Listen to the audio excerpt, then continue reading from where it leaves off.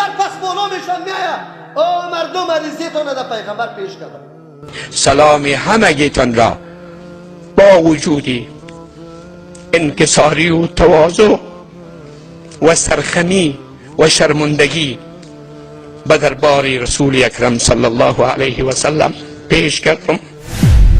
یا رسول الله، یا رسول الله، افغان ها در بدرند، پیش خداوند مقام عالی داری. اگر عملمان کم است، به سنتت مطابق زندگی نداریم. یکی از صفات رحیم است، دیگر از صفات رؤوف است. به خاطری اومد در بقیه به سجده افتیدی، تمام شب گریان کردی.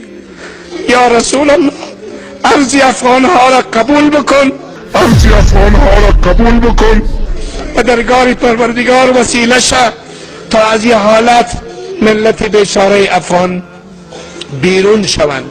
و پیغمبر گفتم که یا رسول الله، افغانستان دچار خیلی مشکلات است. اگر کسی از پیغمبر کمک بکنه، چیز؟ شرک است، شرک است.